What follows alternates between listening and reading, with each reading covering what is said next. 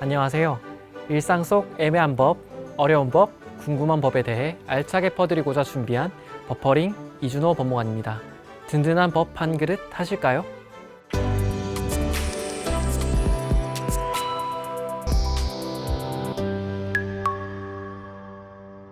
네, 현수민 변호사님. 네, 버퍼링에 출연해 주셔서 정말 감사드립니다. 네.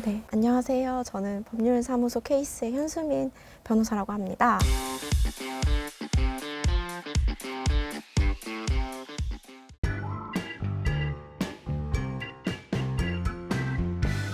공인에 대한 정의는 불분명하지만 예를 들어서 정치인에 대해서 명예훼손을 했을 때 그때는 그 악플러 상대로 고소가 혹시 가능한가요?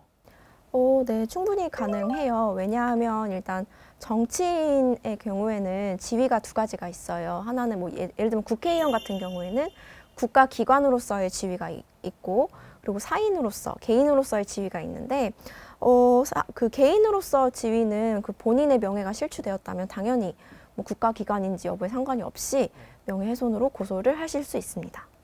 그 해당 공인의 지위가 개인이냐 아니면 어떤 기관으로서의 역할이냐 이거에 따라서 범죄의 성립 여부가 달라진다는 말씀이신 거죠.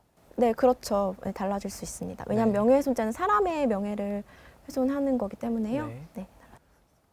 그럼 좀 추가적으로 요새 또 이제 특정 직업군을 비하하는 경우가 있는데 그때 또 특정 직업군에서 명예훼손이나 모욕을 이유로 이제 고소를 하는 경우가 있잖아요. 그때 이제 명예훼손적 발언을 했을 때 과연 고소가 가능한가에 대해서 혹시 답변 가능할까요? 네, 가능합니다.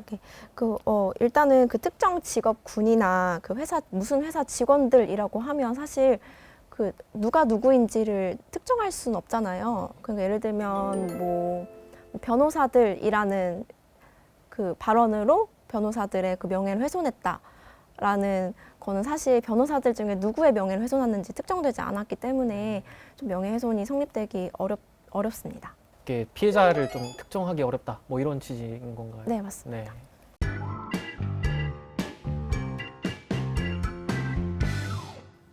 직장 내에서 그 상사에 대한 어떤 울분 또 피할 수가 없는데 그 직장 내 카톡 뒷담화를 들켰을 때 여기에 대해서는 과연 명예훼손이 성립하나에 대해서 많은 분들이 궁금해하실 거예요.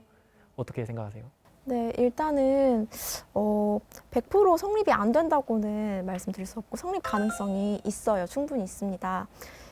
예를 들면 그 판단 기준은 일단 그 채팅방, 단체 채팅방에 있는 사람들이 누구누구인지에 따라서 조금 판단이 되는데요. 예를 들면 직장 그 메신저에서 그 있던 채팅방 있던 사람들이 그 피해자와 어떤 관련이 있는지, 피해자랑 친하지 않고 피해자랑 전혀 별로 관계가 없으면 그걸 전파하지 않는다고 봐요, 판례는. 그래가지고 전파 가능성이 있는지 없는지 여부에 따라서 명예훼손 판단 여부를 체크하는 편입니다.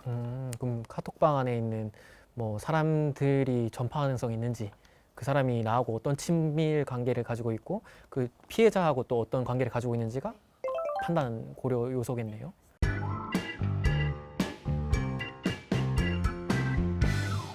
참 이것도 요새 많은 문제가 되고 있는데 직장 내 공공연한 자리에서 상사들이 이제 이게 훈계로서의 하는 어떤 말들도 있지만 조금 내 마음을 너무 아프게 하는 말들을 하는 경우가 있어요.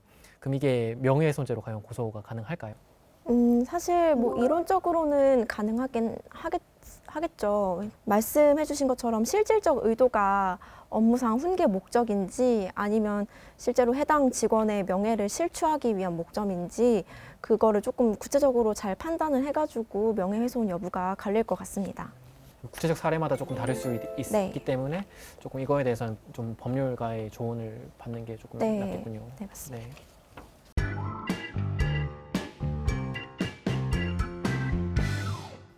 그 명예훼손에서 반의사불벌죄라는 게 있는데 이게 다 한자로 돼서 무슨 말인지 모르겠어요. 이게 어떤 의미인가요? 반의사불벌죄가? 그 반의사불벌죄는 그 해당 범죄 피해자가 처벌을 원하지 않으면 이 사람을 처벌할 수 없다라는 거예요. 그래서 일단 합의가 조금 중요하고요. 그 합의는 그러면 그 무기한적으로 할 수 있는 건 아니고 그 해당 그 피의자가 기소가 되면 그 1심 재판 선고 전까지 조금 이루어져야 그 가해자로서는 그 뭐 유죄가 나오지 않고 공소기각이라는 판결을 받을 수 있습니다. 공소기각이 나오면 좋은 거죠? 근데 전과가 남지 않는다는 의미에서 네. 좋은 거라고 볼 수 있습니다. 그렇군요. 그럼 이럴 때 그 악플러 고소는 어떻게 할 수 있을까요?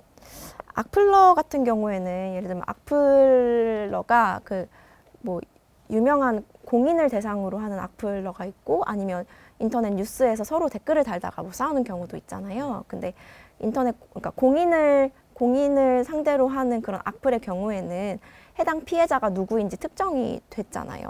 연예인 누구에 대한 글을 다는 거니까 그 경우에는 명예훼손으로 고소가 가능합니다. 근데 그렇지 않고 그냥 닉네임으로 서로 싸우는데 악플을 달았다. 이런 경우에는 해당 닉네임을 사용하는 사람이 누군지 모르는 상황이잖아요. 뭐 그런 상황에서는 특정이 됐다고 보지 않아서 고소를 하셔도 조금 불기소 처분이 나올 가능성이 높습니다.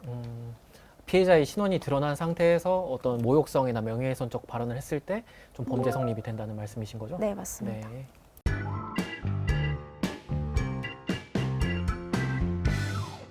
또 사람들이 궁금한 것 중에 하나가 네. 이제 명예훼손을 뭐 인터넷으로 하거나 형법상 명예훼손죄에 해당한다고 했을 때 양형이 어떻게 될까요? 그러니까 뭐 유죄가 나왔으면 징역이 있을 거고 벌금이 있을 건데 이게 다 사안마다 달라서 어떻게 대략적으로 생각할 수 있는 그런 게 있을까요? 그냥 보통은 약간 초범이신 경우에는 대부분 벌금형이 많이 나오는 편이에요.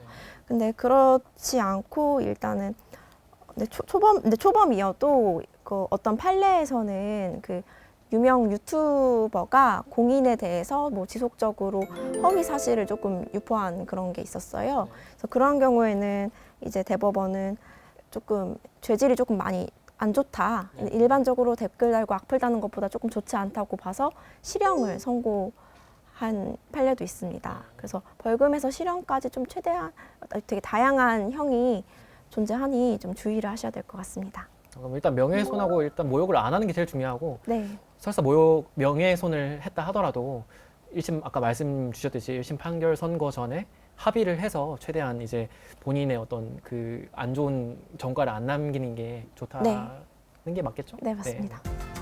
오늘 출연해 주셔서 많은 법률적인 도움 주셔서 감사합니다. hensley 변호사님. 네, 감사합니다. 감사합니다.